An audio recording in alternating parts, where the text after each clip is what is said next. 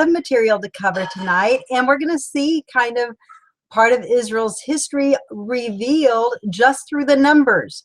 When you hear scientists say that numbers can talk, I am no number specialist, but let me tell you, numbers can tell a story. They can kind of tell the hidden story simply. Oh, thank you guys. Sound is great. All right, we're going to just jump in. Numbers reveal things because they're part of history. And when you look at the numbers behind chronology, they can often reveal parts of Israel's history that you didn't even know existed. And that's kind of what we're going to look at tonight. I did want to catch a few things that we didn't really elaborate on earlier. Now, let me just say, bear with me. I am still fighting bronchitis. I was better earlier in the week. And hold on, I'm going to cough. All of a sudden today, it started coming back again. So I am just going to go as long as I can. And if it gets where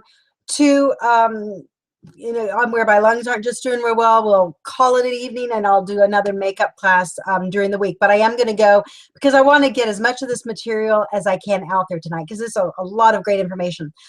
The first thing that I really wanted to come back and look at was the building of Solomon's temple. And I'm looking at page 389 just very briefly.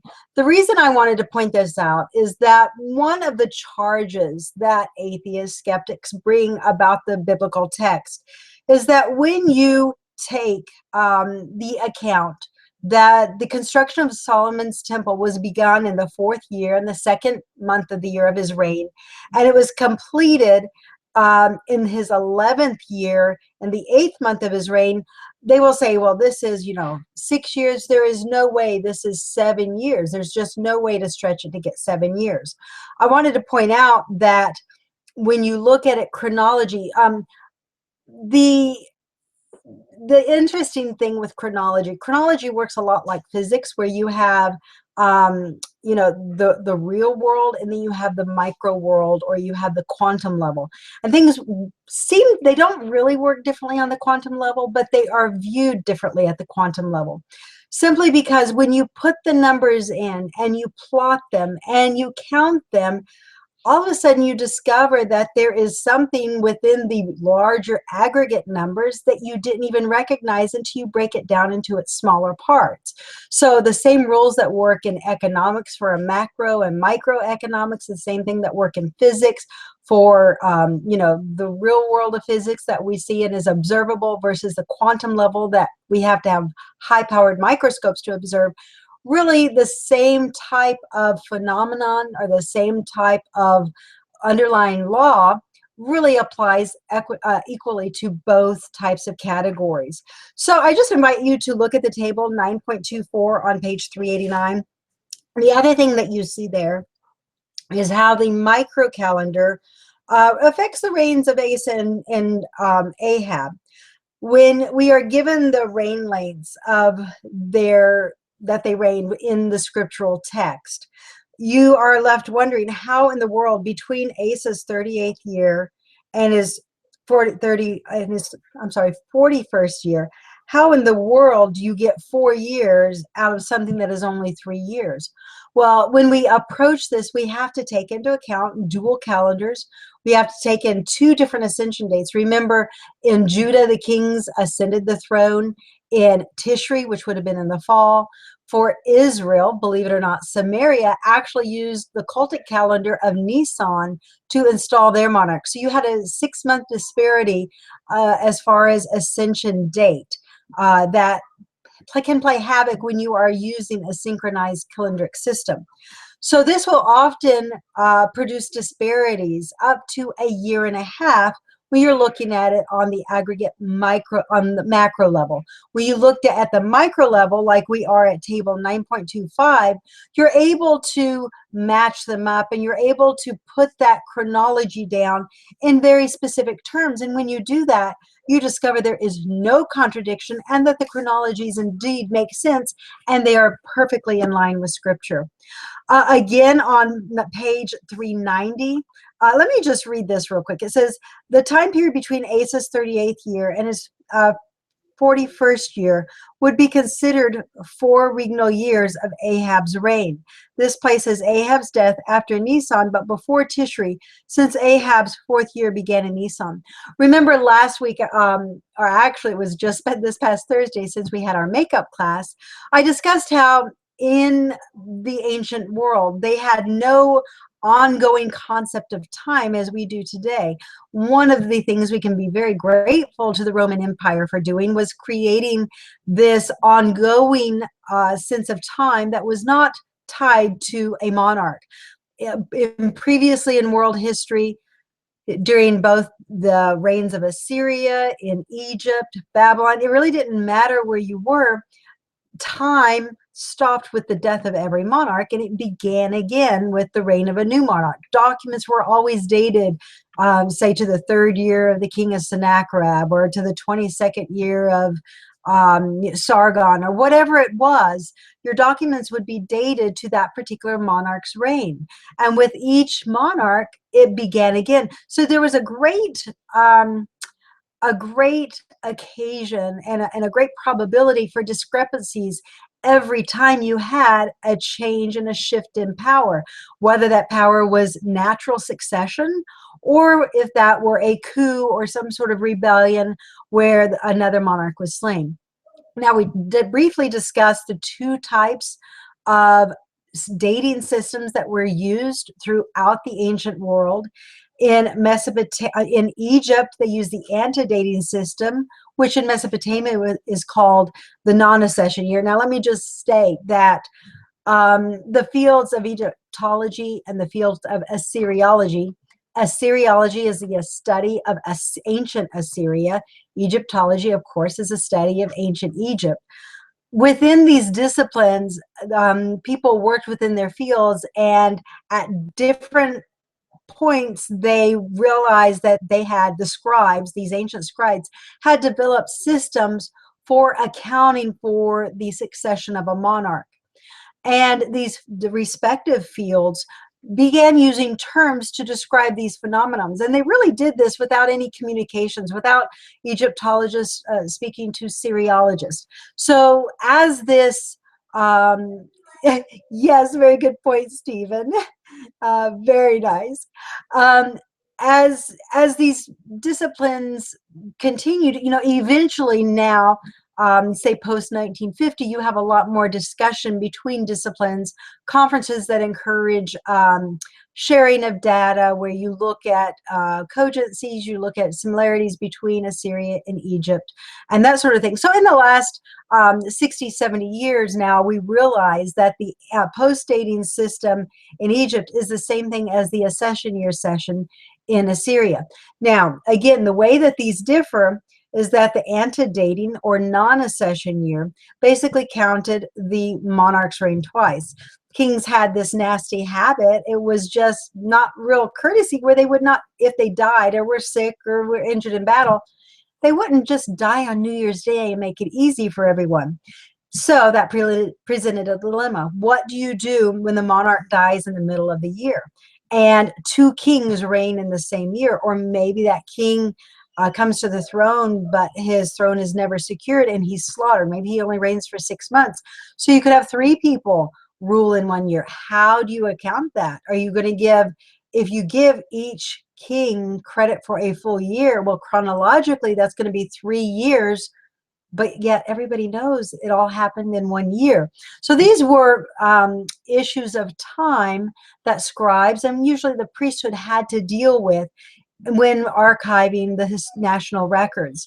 So what you find is that 2 systems developed where the king's reign was counted twice. He was given credit for his last year, the year he died, and whoever succeeded him was also given credit for that year in which he reigned, the first year of his reign. However, the first year of his reign was always understood to overlap, so that they were understood to dwell in that same time space continuum. If for those of you that are physics fans, I think you know what I'm talking about. The second type of system that was used is the post-dating system, where you only gave credit to the father. The sun may have ruled, you may be the first day into the new year and your father dies. You could reign 364 days of that year. You're not getting credit for it until the following year when you formally ascend the throne. And that was the system that was more popular in Mesopotamia. Although you see some shifts back and forth, Mesopotamia is really pretty stable with using the accession year system. Egypt was more fond of the antedating system where they counted the year twice. Now, what we're going to see in both Judah's history and Israel's history is that they use both systems. The priesthood was more fond of the post-dating system, and the monarchy, when they were dealing with the archives, they were fonder of the antedating system. So you do find that there is some shift in the way chronology is accounted for. You have to pay very specific to detail to catch this, because those shifts are very, very subtle. And unless you're taking it apart and matching up all the pieces of the puzzle, you can really overlook this. So I will say that this study right here took me about 5 years to just put all these pieces together, because it is so tedious. There gets to be a point where you just have to walk away from it for a while and come back and look at it with fresh eyes. And that's what I did over the course of, it was a good 5 years. So one of the phenomenon that we find with this concept of macro versus micro chronology is the idea that a lot of times when you're looking at the macro level, this would be the aggregate, you're just putting, father and son or the successor one after the other, that a lot of times, even though a particular monarch may have reigned 2 years, it is eclipsed by either his predecessor or his successor. So you find that chronologically, his reign has no effect. It has a net effect of 0 as far as linear time is concerned. So just be aware of that when you read through the scriptures and you read that somebody reigned 2 years. You can't just take that and add it to his predecessor. You really have to do something a lot more detailed in matching it up.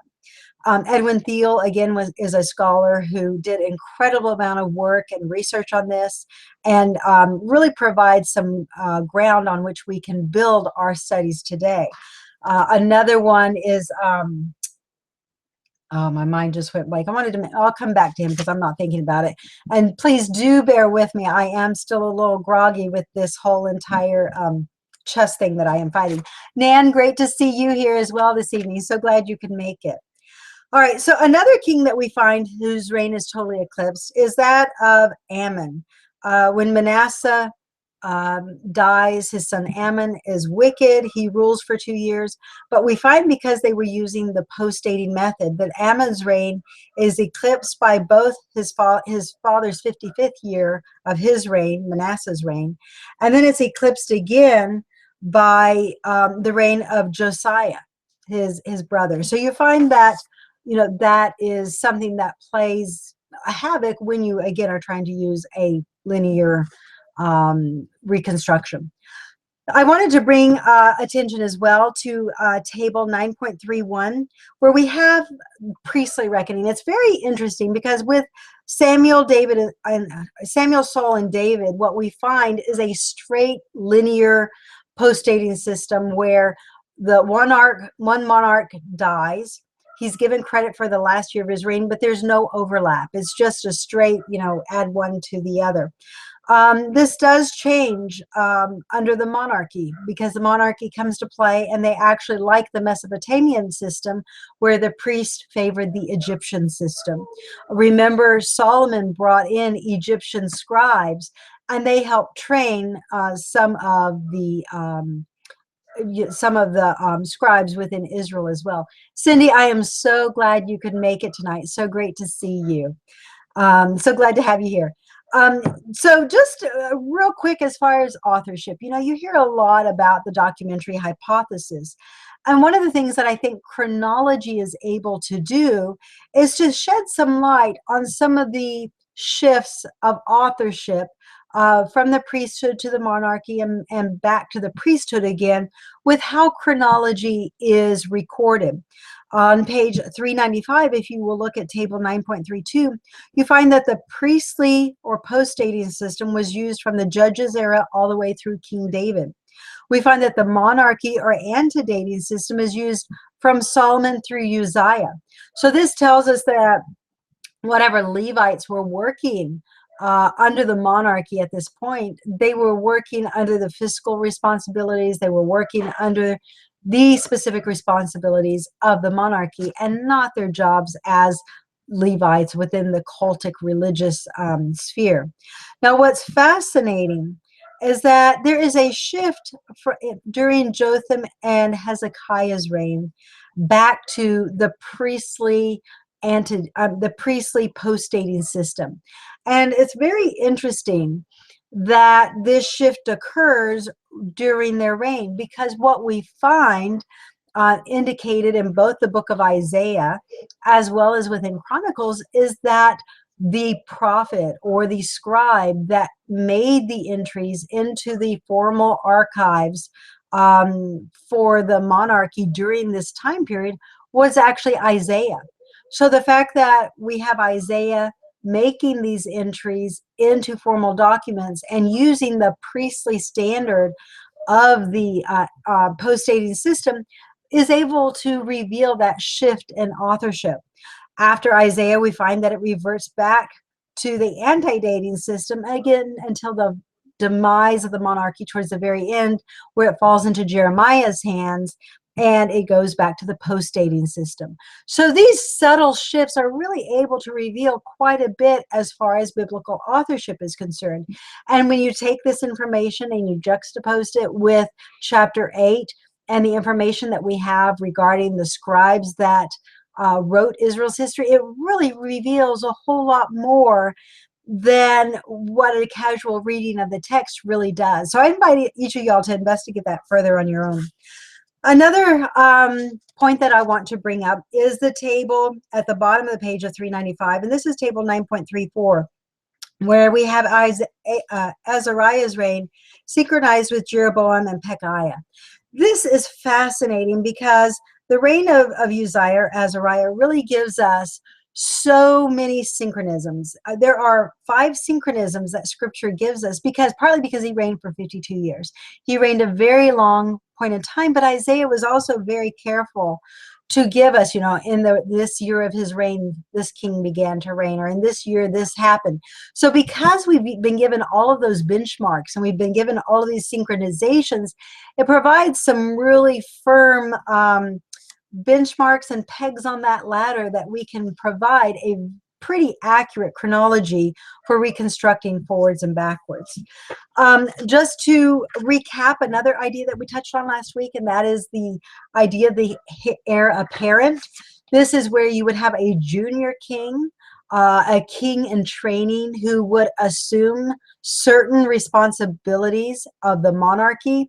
He was usually served as the general of the forces. His father would stay at home, take care of the more administrative functions, more of the matters of state, while the king in training, the co-regent, as he is called, would go out on expeditions. He would collect tribute, but more often, and usually as was the case, he would go on wars. Ramesses did this in Egypt. Horemheb was another monarch from the Middle Kingdom that also did this. You find that Sennacherib, when he accosted Jerusalem, he very well may have been an heir apparent, simply because we find that both Sargon and Sennacherib both claim to have destroyed Samaria. So the fact that they both claim this indicates that Sennacherib may have been functioning at this time as a junior regent king, which is often called a co-regency, and then that co-regent is termed an heir apparent and a king in training. So what is fascinating from this information, though, is that we find that Judah, and I say Judah simply because Israel's archives are lost to us. Remember when we studied chapter 8 and we were looking at biblical authorship, we found that after the reign of Jeroboam, that Israel's archives, their historical documents, were really fractured, and we do not have many formal documents or formal entries, only really when they come in contact with the kings of Judah. So this suggests that either these records were not maintained, or they were not maintained from a legitimate source, such as the Levites, or the third option is that they were very likely destroyed with the siege of Samaria. Whatever the case may be, those documents perished and we do not have them today. I know there are claims within the Samaritan community that they have preserved some of those documents, but I do find that that is debatable with some of the evidence as to what scholars see as valid. But moving on, we do find that Judah indeed employed the use of a junior regent or a co-regency, and we're going to look at this. One of the first co-regencies that we find is within the reign of Jehoshaphat. This would have been very early in the monarchy. Hold on here.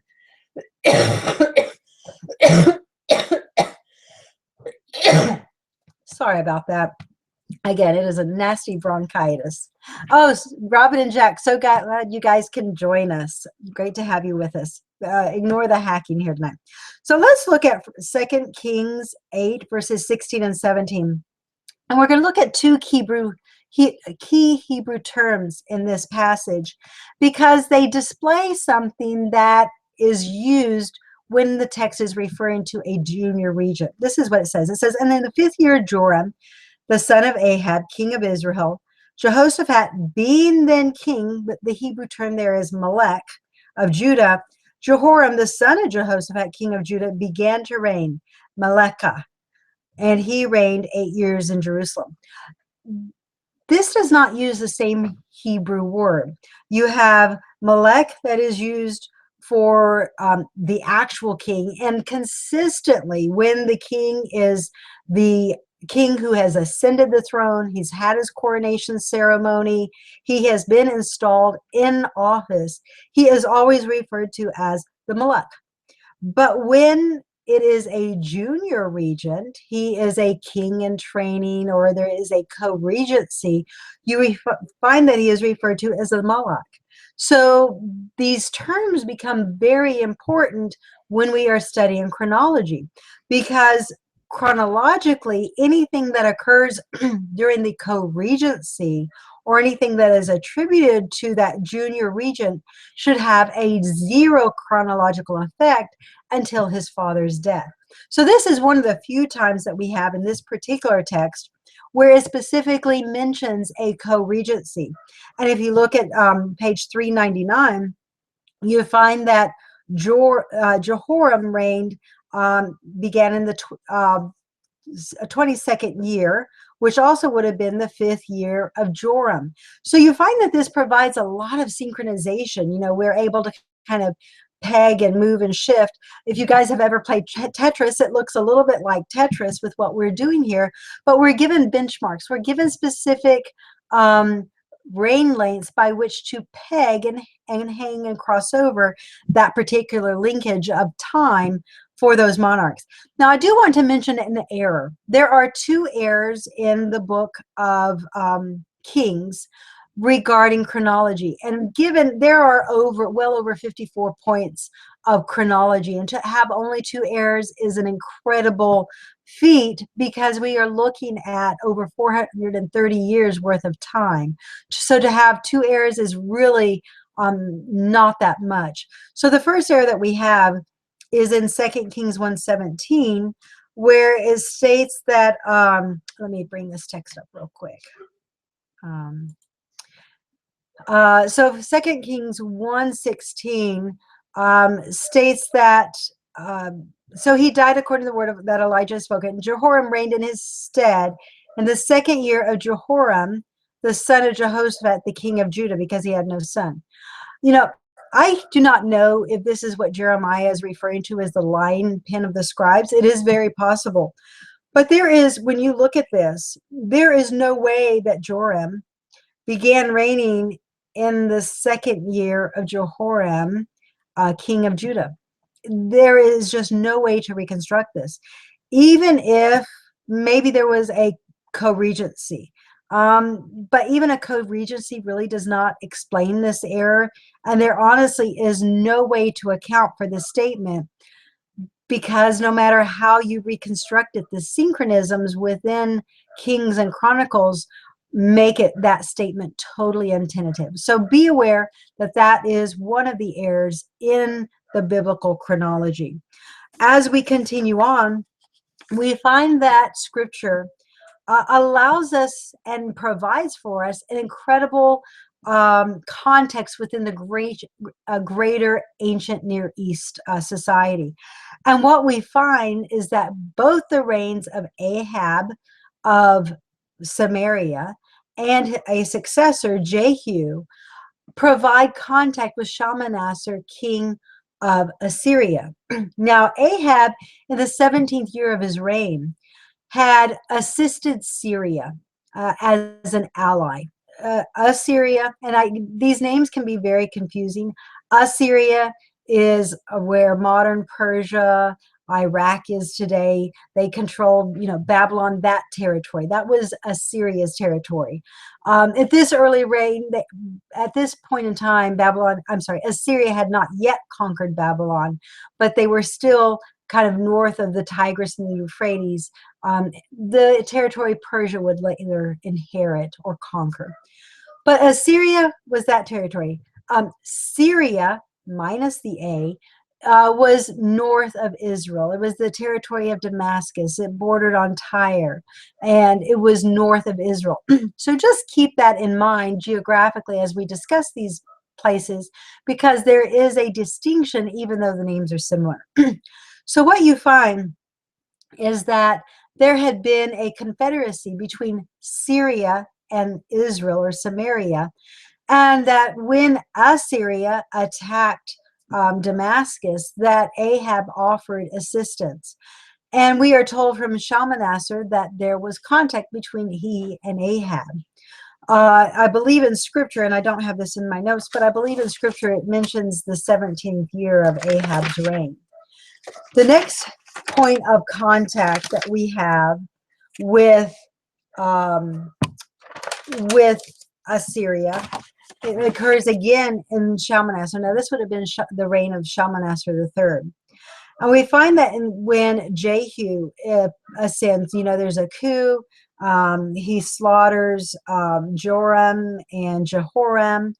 And, after Elisha had anointed him, we find that Jehu gives tribute to Shalmaneser, king of Assyria. Now, if you will look on page 400, there is a black basalt stele there, and it's really hard to tell in this picture, but on another page, I believe as we get into the testimonial law, I have blown up, and you can actually go on to Google Images and look at this, but there is a picture of Jehu bowing before Shalmaneser and offering him tribute. So this is something, and Shalmaneser tells us that it was in the 18th year of his reign. And what is fascinating with this is that the chronology that the Assyrian inscription provides are totally cogent. They match exactly the chronology and the synchronisms that we have in the biblical text with incredible accuracy down to the very year. So when you look at all these points, there's 1, 2, 3, 4, 5, 6.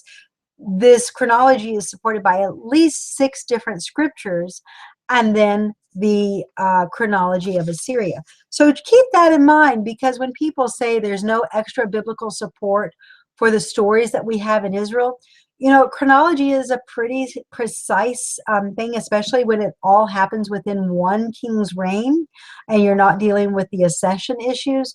So this again lends validity to the biblical text. Now, another co-regency that we find is between Amaziah and Azariah, who is better known as Uzziah. And let me read 2 Kings 14, verses 1 and 12. It says, "In the 2nd year of Joash, the son of Jehoaz, king of Israel, reigned Amaziah, the son of Joash, king of Judah. He was 25 years old when he began to reign, and he reigned 29 years in Jerusalem. And his mother's name was Jehoiada of Jerusalem." Now, the reason these names are important is that a lot of times when it gives the mother's name, it allows us to reconstruct brothers that had the same father. So mothers' names do become important when you look at genealogy, as far as that is concerned. But we find that something happens during this reign. Amaziah, during the beginning part of his reign, had a very successful reign, but we find that he was kind of blinded by his own success that God was giving him, and he became very proud-hearted. And then when he had victory over Edom, it was customary, and this wasn't just something that Israel did, this was customary throughout the ancient Near East. You would set up your enemies' gods. You would appeal to them either before you went into battle or after battle, praise them, whatever, and you would worship your enemies' gods as a way of kind of, covering all your bases. Don't put all your eggs in one basket. Well, that's what Amaziah did. And some of the other usurping of authority that he did, the people revolted against him. And this is what the text says. We're going to be reading 2 Chronicles 25, verses 25 through 27. And this is on page 402 if you're following along in the book. It says, "And Amaziah, the son of Joash, king of Judah, lived after the death of Joash, son of Jehoaz, king of Israel, 15 years." Now, this is very important. "Now, the rest of the acts of Amaziah, first and last, behold, are they not written in the book of the kings of Judah and Israel? Now, after the time that Amaziah did turn away from following Yahweh, they made a conspiracy against him in Jerusalem. And he fled to Lachish. But they sent to Lachish and slew him there." Now, this text makes it appear as though this conspiracy and Amaziah fleeing to Lachish and his death occurred very, very quickly. Believe it or not, it occurred 15 years later. So what you find is that there is a conspiracy made against him. He flees to Lachish, and Amaziah is actually in Lachish for 15 years before the conspiracy catches up with him, and they actually assassinate him. So be aware of that. When you're reading the text, it's not always as quick as what it may sound. And I invite you to look at page 405. I have the chronology there with all the biblical texts that support the reconstruction of this chronology. Lachish, thank you, Stephen. So be aware of that as you read through it. Now, another point to bring out, remember before I mentioned the difference between Malek, meaning to reign, and Malak, referring, I'm sorry, Malak meaning to reign versus Malek referring to the king. In this reference to father and son, it uses the same terminology. And let's look at this. This is going to be 2 Chronicles 26, verses 1 through 3. It says, "Then all the people of Judah took Uzziah, who was 16 years old, and made him king." So remember, this is in the context of a coup. The people have deposed his father Amaziah, and they are taking the 16-year-old kid and installing him as king. So they install him as king, Malek, in the room of his father Amaziah. He built Eloth and restored it to Judah. After that, the king, Malekah, slept with his fathers. Now, we tend to think that, okay, so Uzziah built Eloth, restored it to Judah, and he died. So we think that it's talking about that the king here is referring to Uzziah, but in context, it is probably referring to Amaziah. So rather, it's probably a better reading to say that Uzziah built Eloth, restored it to Judah, and after that, the king, Malekah, would be his father, Amaziah, who died, and then he was 16 years old when he began to reign, and he reigned 15 years in Jerusalem. But he actually would have been, at his father's death, Uzziah, it would have been the 19th year after of his father's official reign, if you begin from the point he officially ascended the throne during a co-regency. So there's different things you're taking into consideration: co-regencies, coups. All of these things affect a linear chronology. So just because a king reigned 16 years, or he reigned, in this case, he reigned 29 years, it's not always linear, because 15 of those 29 years are eclipsed by Uzziah's reign, because they occurred at the same time while Amaziah was in Lachish.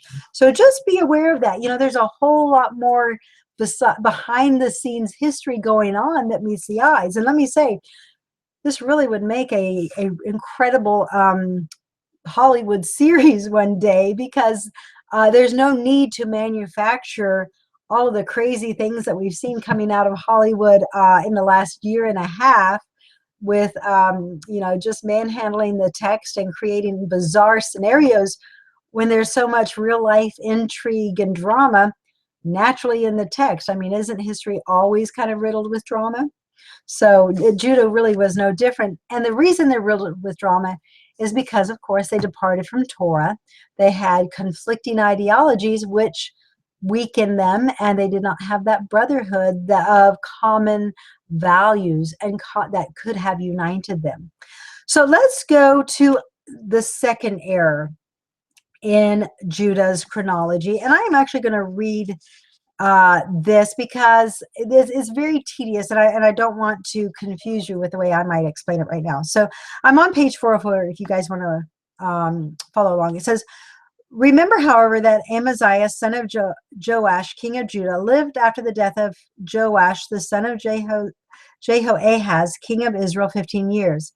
If Amaziah began to reign over Judah in Joash's second year, reigned for 29 years, and lived for only 15 years after Jehoash's death, then Jehoash of Israel's death would have occurred in the 15th year of Amaziah's reign. This is consistent with 2 Kings 14:23, which records that Joash's successor, Jeroboam II, ascended to Samaria's throne in Amaziah's 15th year. So in this case, what happens, we find that by and large, Samaria's kings are really pretty linear.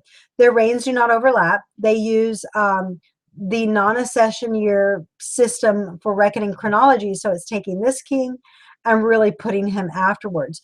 So the kings of Samaria provide a great cross-reference point and a great verification for how chronology is structured and reconstructed for Judah, because there's so many factors at play in Judah, because you have an ongoing dynasty where father and son, again, they're either co-regents, or there are internal coups where they are reigning from two different parts of the empire. But herein lies the dilemma with the Judean chronicles during this era. An entry in 2 Kings 15:1 states that Uzziah's reign commenced in Jeroboam's 27th year. And I'm going to read this to you. This is 2 Kings 15, verses 1 and 2. It says, in the 27th year of Jeroboam, king of Israel, began Azariah, the son of Amaziah, king of Judah, to reign. 16 years old when he began to reign, and he reigned 52 years in Jerusalem. Now, this entry is actually impossible. Scripture states that Samaria's king Jeroboam II began to reign when his father died during Amaziah's 15th year. Amaziah reigned over Judah for a total of 29 years, including the 3-year co-regency with his father Joash. So 15 years of Amaziah's rule occurred during Jeroboam II's reign. And I give the verses there that verify that. They both testify that Amaziah lived only 15 years after Joash's death. This places Amaziah's death in the 15th year of Jeroboam's reign, not his 22nd. So what I suspect happened with this text is that a later editor was working with it and did not realize that there was an internal coup, or he got, that we're working with a lot of numbers, so that when you see these numbers and you make an assumption without really being involved with it, errors are very, very prone. Now, one of the last, and I invite everyone to look at the table on pages 406 and 407 if you like chronology. It gets into a lot of detail there with the reconstruction. I have tried to account for it. I don't think I missed any text that had that mentioned something relevant to chronology. If it was, the invasion of a particular king, or maybe it mentioned like the tartan in Isaiah, something like that. All of those, I tried to account for all of those chronological cross-reference points that help to verify and give us some sort of benchmark with Israel's chronology. Now, the last co-regency that we are going to look at is going to be father, son, and grandson. And this involves Uzziah, Jotham, and Hezekiah. Now remember, Uzziah, like his father, towards the end of his reign, like his father, he becomes proud-hearted and he tries to usurp more authority than what is granted to him constitutionally. He wants to go into the temple and burn incense, a right that is reserved solely to the high priest, the sons of Aaron. And of course, Uzziah is the son of David. He is not the son of Aaron, but he takes this right onto himself. When he tries to go into the temple, God strikes him with leprosy, and he lives out the remaining years as a leper. And I believe this would have been, let me see if I give the exact reign length here. Let me go back and look. Let's see, Uzziah. No, I do not. I believe it's about the last 5 years or so of his reign is an unreckoned co-regency when Uzziah lived in a separate house. And scripture states, makes it very clear that even though Uzziah was still alive, that all matters of state fell on Jotham. And Jotham was the co-regent. In every respect, he was the ruling monarch because his father was in a separate house. He was confined to his quarters because he had leprosy. And Jotham, it says specifically, let's look at 2 Chronicles 26:21. It says, and Jotham, his son, was over the king's house, judging the people of the land. So Jotham is ruling at this point during a period of co-regency. Now, in this particular case, the scribes were very careful not to count Jotham's co-regency as part of his aggregate reign. In so many of the other monarchs, we find that the scribes do not catch the fact that they're co-regencies, and they will take that time of co-regency and add it to the monarch's total reign length, which skews it, because if you try to add on to it, you could have 5 or 8 years longer than what he actually reigned. We saw this earlier with Jehoshaphat and Joram, where there was 8 years of co-regency. And that particular point, the text is very specific in designating the co-regency, but there's about 3 or 4 other co-regencies where the scribes don't even recognize that co-regency. So in this case, what we find is that Jotham ascends the throne upon Uzziah's death, and that very soon, about in the 16th year of Jotham, that his son Ahaz begins to reign as a co-regent. Now, it's very interesting, the story of Isaiah 7, where Isaiah approaches the king in the fuller's field, and he warns Ahaz that if he does not believe, his kingdom will not be established. You know, the timing of this is really revealing, because Ahaz's kingdom had not yet been established. And as a matter of fact, it really never was, because Ahaz never gained the support of the priesthood. He really did not gain the support of the monarchy. And what we find is that he only reigned independently for about 4 years, well, I'm sorry, about 8 years before the people rebelled against him and installed Hezekiah. So Hezekiah there was a coup against Ahaz, and that is how Hezekiah came to the throne at such a young age. So looking through this, we find that there is indeed one last scribal error. This is 2 Kings 15:30.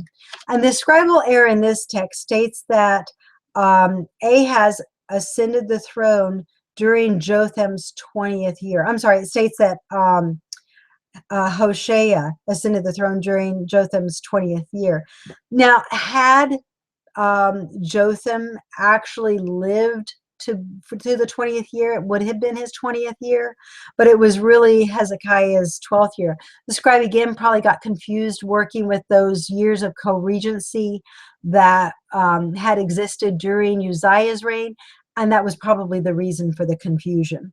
So again, we find that there is a co-regency, and within a very short time period frame, we find that there's a succession between Uzziah, Jotham, Ahaz, and Hezekiah.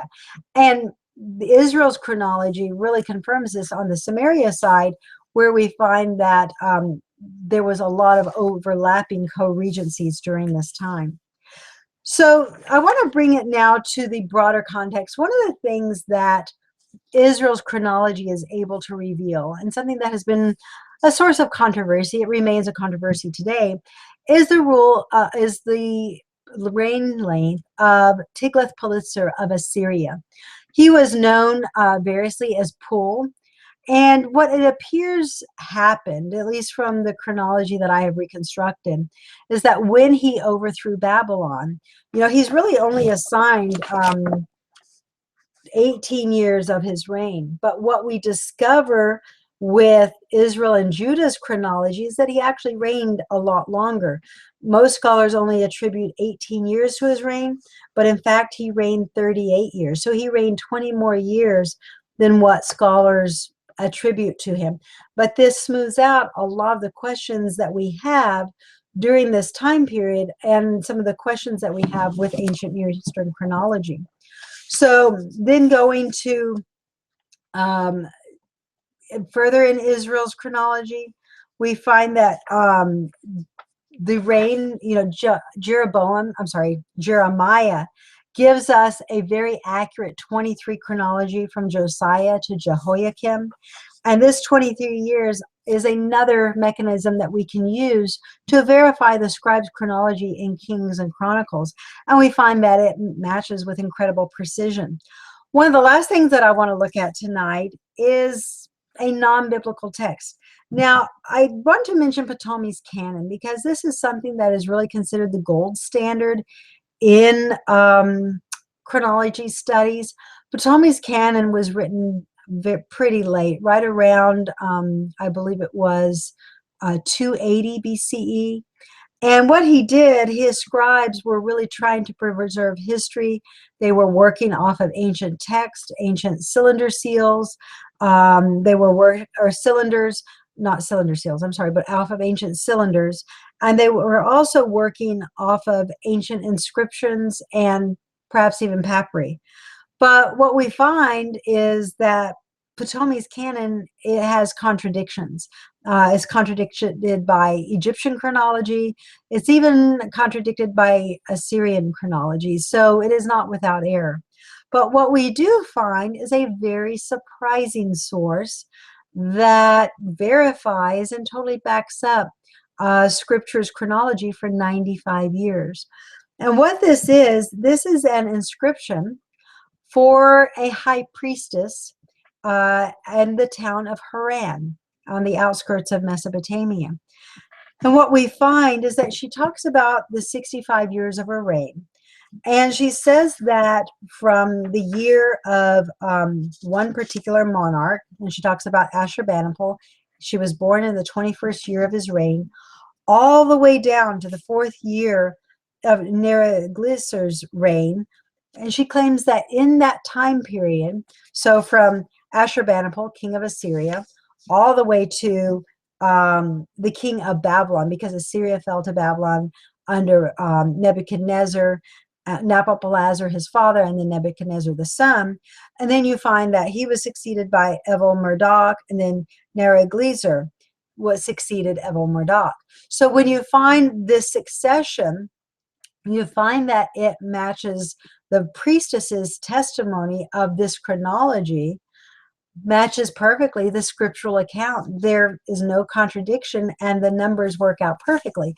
So we do have other sources for verifying the scriptural record. And when we go back and we can reconstruct it, we find that there is incredible cogency, and it really does provide a different window into the world of ancient Israel's history. Now, a couple things, Second Temple period, just want to finish with the reconstruction of the Second Temple. Remember, the first siege occurred in 587. That was actually it occurred in 598 when Jeremiah issued the prophecy of the 70 years of desolation. What we find is that the temple, the foundation is laid 70 years later. We find that it is completed. The temple and the dedication of the second temple occurs exactly 70 years after the destruction of Solomon's temple. Solomon's temple was destroyed in 587. And then we find that the second temple was dedicated in 516. So after that, 70 years of destruction had been completed. And you can look at that on page 424. So I go through some of the, the reconstructing the second temple chronology is really tricky because you don't know if you have the right name of the monarch. And the reason this is because the terms Ahasuerus, Artaxerxes, they were titles rather than being personal names. So even though there are a particular king that is more noted for the name of Ahasuerus or Artaxerxes or something like that, or Xerxes, you really have to be careful, because if you go back to a historical point in time where you're living in that time period, the names could be interchanged. So looking at this, you have to be, again, just be very meticulous. So I did indeed reconstruct the chronology that we have for the Second Temple era. And it smooths out some of the questions, the building of the wall, when did that happen? The rebuilding of the Jerusalem, and the conflict with Sanballat, and the casting out of the Levites. Remember, before Ezra's death, he had basically disbanded the priesthood because they had confederated with Israel's enemies. The priesthood basically turned on their own people for monetary gain and political power with Sanballat and Tobias and the natives that the Assyrians had relocated to the promised land. So there was incredible political intrigue during this time, a very unstable political situation. And that is why we find some of the turmoil reflected in the chronology as well. But it can be reconstructed. And I invite all of y'all to just follow along with that on page 426. And then I just finished it. And this is going to be very important when we get into looking at some of the prophecies in the Tabernacle of Testimony, when we get into section 2, which is only about 3 chapters from now. The lineage of Aaron becomes very important. And the reason with this, remember, there were 2 covenants that God gave. He gave a covenant to the house of David that they would always have a seed to sit upon the Davidic throne. And he made a covenant with the house of Aaron that he would always have seed who could administer the office of high priesthood. These were very important, and these are termed biblically covenants of light or covenants of peace. And what a covenant of light does is it provides that your house, your name, your lineage, your heritage will always have a successor. Your light will never go out in Israel at any point in time in Israel's history. The covenant of peace is one that even though your sons rebel, God will show mercy to at least 3 and 4 generations of your rebellious children. So not until you get to that 3rd or 4th rebellious child in a row does God actually say enough is enough, and we have to really administer some sort of stopgap so that the people are not severely oppressed. But you will find that the lineage of both the house of David as well as the house of Aaron become increasingly important when it comes to prophecy. So follow along, look at some of this lineage and some of the things that occurred during the Second Temple period. I mean, some of this I wasn't even aware until I got into the text. I said, oh my word. So he's collecting Sanballat's taxes and not even supporting the priesthood. Here's Ezra casting them out and basically disbanding. And we're going to find that all these factors become very, very important in the context of prophecy. So I invite you guys to continue reading and studying. Again, the date that I have found the biblical text to support for the Exodus is going to be 1548 BCE.